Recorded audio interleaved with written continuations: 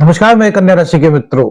2 मार्च 2026 का कन्या राशि का दैनिक राशिफल। क्या अवसर में आज तरक्की के संकेत आपके लिए बन रहे हैं? गुरुदेव तो भी वक्री अवस्था में ही है, लेकिन अब बुध भी वक्री हो गए हैं और गुरु से बुध का संबंध पंचम नवम का बन रहा है। दोनों ही वक्री हो गए हैं, तो आज के लिए क्या संकेत है?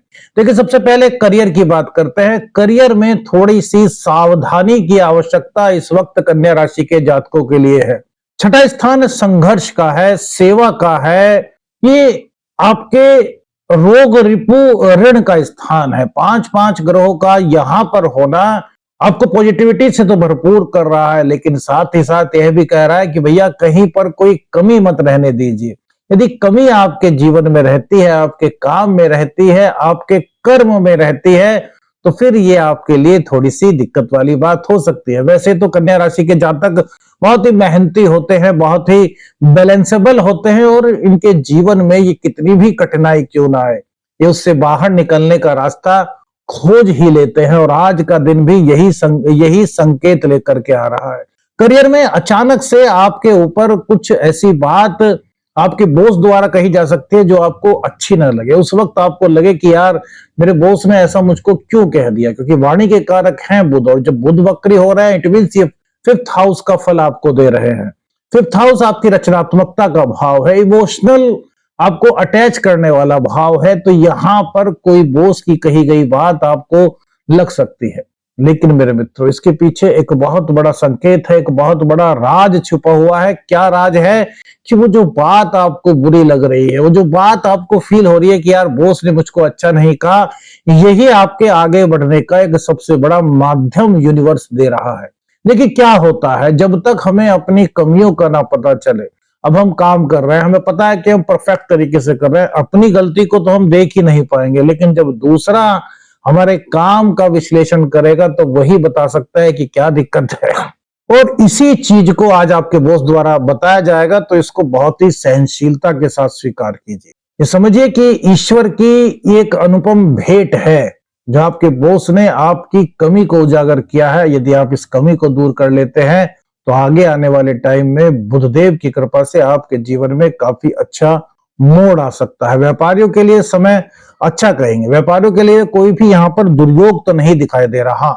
जल्दबाजी में कोई भी फैसला मत लीजिएगा। आज जो व्यापारियों की बात है, देखिए शुक्रदेव उच्च के होकर के शनिदेव के साथ आ गए हैं। उच्च के शुक्र बहुत अच्छी स्थिति होती है। उच्च के शुक्र का मतलब है जीवन में नए परिवर्तन, जीवन में भाग्य का साथ, जीवन में धन आगमन के संकेत, जीवन में आय बढ़ने के संकेत। लेकिन यह शुक्र यहां पर शनि के साथ है और शनिदेव अभी 7 डिग्री के आसपास हैं।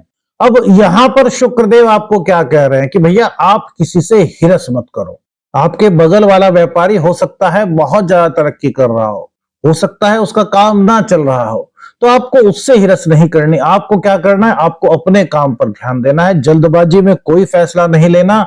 यदि आप जल्दबाजी में फैसला नहीं लेते, किसी से अपने व्यापार का कंपैरिजन नहीं करते, अपनी मेहनत पर यकीन करते हुए आगे बढ़ते हैं, तो यकीन मानिए आज का दिन व्यापारियों के लिए बड़े शुभ संकेत लेकर के आ रहा है। साझेदारियों में जो साझेदारी में व्यापार करते हैं उनमें थोड़ी सी आपस में नोकझोंक की आशंका यहाँ पर हो सकती है। कुछ नोकझोंक के संकेत यहाँ पर मिलते हैं, लेकिन उनका भी मंतव्य यह नहीं होगा कि वो आपको कुछ जानबूझ करके कहें।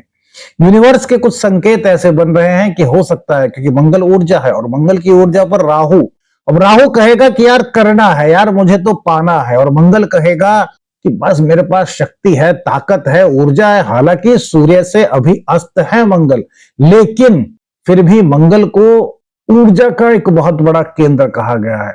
तो आपके मन में जो विचार आएंगे, आप हो सकता है वो सही हो या नहीं, आपका पार्टनर हो सकता है वो विचार सही हो या नहीं, लेकिन आपसे कह देंगे, और यही बात शायद आपको कुछ बुरी लग सकती है मेरे मित्रों। तो इसलिए नोक झोंक नहीं करनी। आप ये समझिए कि आज का दिन कुछ इसी प्रकार के संकेत लेकर के आया है, क्योंकि उनके मन में आपके प्रति कोई ईर्ष्या भावना नहीं है, ना ही आपके मन में उनके प्रति है। बस ये एक क्रम है, प्रकृति द्वारा जो चक्र चलाया जाता है उसमें कुछ चीजें ऐसी होती हैं जो हमारे हाथों में नहीं होती। वैदिक ज्योतिष भी यही कहता है, हमारे शास्त्र भी यही कहते हैं। इस बात का थोड़ा सा ध्यान रखिए। और मेरे मित्रों फिर आपको याद दिला दें, 3 मार्च को चंद्र ग्रहण का जो योग बन रहा है यहाँ गंगा घाट पर हरिद्वार में मेरे मित्रों, कई यंत्रों का निर्माण किया जा रहा है। इसमें कई तरह की चीजें हैं, जैसे कि व्यापार वृद्धि हो गई, पति पत्नी में कुछ अनबन रहती है, उसके निवारण में आपको सहायता मिल सकती है। मतलब बहुत सारी चीजें हैं। अगर आप ये चीज बनवाना चाहते हैं तो आप जो नंबर है उस पर संपर्क कर सकते हैं, अपने मैसेज कर सकते हैं। अब मेरे मित्रों बात करते हैं आपकी आय की। तो आय के मामले में आज का दिन बेहतर संकेत दे रहा है। चंद्रदेव शाम के समय द्वादश भाव में चले जाएंगे, जहां पर 5 ग्रहों की दृष्टि उन पर आएगी, जिसमें कि 4 ग्रहों की दृष्टि उन पर आएगी, जिसमें कि मंगल, बुध, सूर्य और राहु होंगे। अब बात यह होती है कि यार दिन का जो समय है वो कमाई के संकेत लेकर के आया है, आमदनी के संकेत लेकर के आया है, व्यापार में, जॉब में। लेकिन जैसे जैसे समय बीत रहा है, शाम का समय हो रहा है, तो कुछ खर्च की अधिकता हो सकती है। अब खर्च कैसे? तो क्या फजूल के खर्च होंगे, बेफजूल के खर्च होंगे? जी हाँ, कुछ इस तरह के खर्च हो सकते हैं, क्योंकि शुक्रदेव अपना प्रभाव अब शुरू कर चुके हैं, शनि के साथ आ चुके हैं। आपके स्टेटस को बढ़ाने के लिए खर्च हो सकते हैं।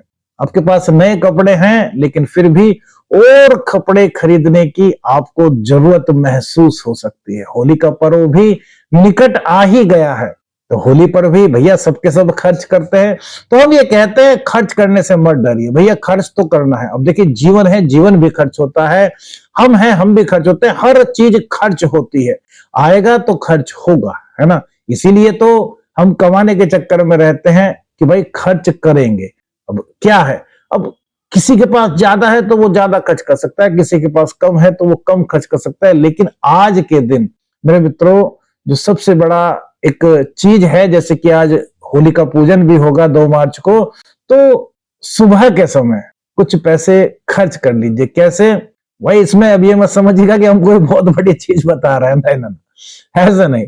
एक काले कपड़े को ले लीजिए, उसमें थोड़े से तिल रख लीजिए, 2 लौंग रख लीजिए, और उसमें हल्का सा मेरे मित्रों, यदि काजल आपके पास है, काजल बाजार से मिलने वाला नहीं, यदि आपने घर पे बनाया जो सरसों के तेल से बनाया जाता है, वो हल्का सा काजल उसी कपड़े के अंदर लगा दीजिए, पोटली बना लीजिए, जितने भी घर के सदस्य हैं वो सब कीजिए, और उसको अपनी जेब में रखिए। और जब होलिका दहन हो तो उस वक्त उसको अपने सिर से 7 बार करके उस होलिका दहन में गिरा दीजिए। इससे क्या होगा मेरे मित्रों कि इसका जो संकेत है, ज्योतिषीय संकेत, एक तो नेगेटिविटी से आपका यहां बचाव होगा, और दूसरी बात अनावश्यक खर्च अगर आपके हो रहे हैं तो वो काफी संभल जाएंगे। बेफजूल के खर्चों से आपका पीछा छूटेगा मेरे मित्रों। ये एक छोटा सा होलिका का संकेत है। होलिका दहन पर आप एक छोटा सा सरल ज्योतिषीय उपाय कर सकते हैं। क्यों? क्योंकि आज के दिन खर्च के कुछ संकेत बन रहे हैं। प्रेम संबंधों की बात करें तो प्रेम संबंधों में यह समय बहुत कोमलता से भरा हुआ अब आया है। शुक्र के साथ शनिदेव का होना ये प्रेम जीवन को दाम्पत्य जीवन में बदलने में सहायता आपकी कर सकता है, योग बना रहा है। आश्लेषा नक्षत्र से चंद्रदेव का गोचर होगा तो ये आपके जीवन में प्रेम की गहराइयों से आपको अवगत कराएगा। प्रेम में एक दूसरे के प्रति आपके मन में कितनी श्रद्धा भावना है, इसको दिखाने का काम करेगा। आप दोनों एक दूसरे के प्रति कितने गंभीर हैं, ये चीजें इस दौरान आपको पता चलेंगी। और जब आपको एहसास होगा कि आप दोनों का रिश्ता बड़ा मजबूत हो रहा है, तो दाम्पत्य जीवन की ओर ये अग्रसर हो सकता है। आपके परिजनों की रजामंदी आपको प्राप्त हो सकती है। जो सिंगल है उनके पास भी अब कोई प्रपोजल आ सकता है, और इसको आप आगे बढ़ा सकते हैं। बस जल्दबाजी मत कीजिएगा। दूसरी बात, दाम्पत्य जीवन के लिए भी समय बड़ा शुभ शुरू हो रहा है। देखिए शनि और शुक्र की युति ये आपको बताती है, और जब शनि शुक्रदेव उच्च के हो मेरे मित्रों, तो कन्या राशि वालों के लिए इससे बेहतर और कोई समय नहीं हो सकता, क्योंकि उच्च के हैं और वो आपके धनेश हैं और वो आपके भाग्येश हैं।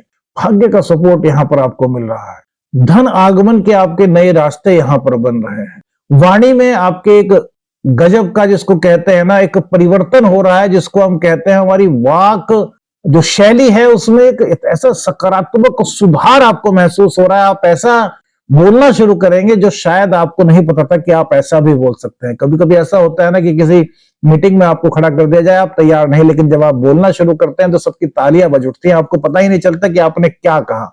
कुछ इस तरह का योग जो है ये मेरे मित्रों आगामी 24-25 दिनों के लिए बन रहा है। इस योग को आप जितना अधिक संवारना चाहते हैं संवार सकते हैं।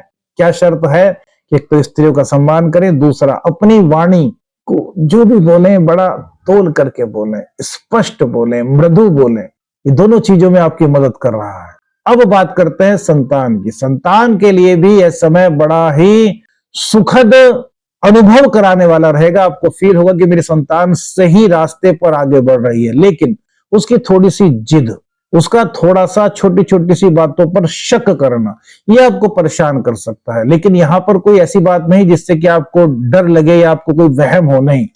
ये मेरे मित्रों राहु और बुध के कारण हो रहा है। बुध देव इस वक्त वक्री हो चुके हैं, सूर्य और बुध का बुधादित्य योग भी बना हुआ है।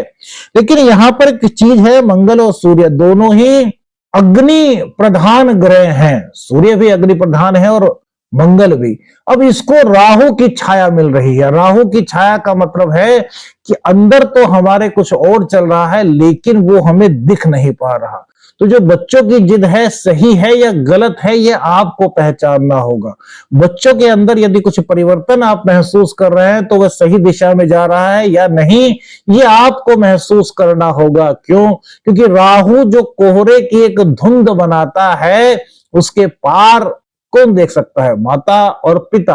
अब पिता तो वहां पर है ही, तो यहां पर मां की बहुत बड़ी रेस्पॉन्सिबिलिटी होगी, क्योंकि चंद्रदेव भी अब 3 तारीख को चंद्र ग्रहण योग बन रहा है, तो इसका भी कहीं ना कहीं कुछ ना कुछ तो इफेक्ट जीवन पर पड़ने की संभावनाएं हैं। तो यहां पर अब जो माता जी हैं, सभी महिलाएं हैं, जो मां हैं, उनको थोड़ा सा ध्यान देना होगा अपने बच्चों पर, कि वो उनकी क्रियाकलापों को देखें। वो देखें कि हमारा बच्चा आखिर क्या कर रहा है पढ़ाई में, क्या वास्तव में वो पढ़ रहा है या फिर किताबों के साथ साथ में उसका मन कहीं और भटक रहा है, कहीं वो खेलने तो नहीं चला जा रहा बीच में। इस चीज का थोड़ा सा आपको यहाँ पर ध्यान देना होगा। अचानक से कोई रिश्तेदार आज आपके घर पर आ सकता है, या फिर बहन, बुआ, बेटी, भतीजी से जुड़ा हुआ कोई सकारात्मक समाचार आपको प्राप्त हो सकता है।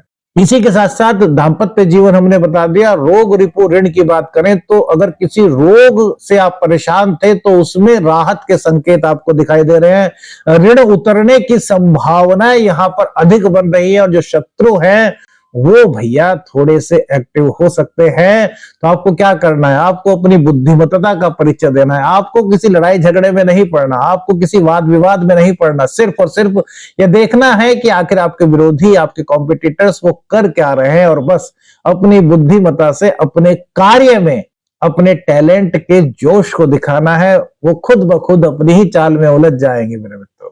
सबसे बड़ी बात मेरे मित्रों, आज का दिन बड़ा विशेष है, होलिका दहन का पर्व है।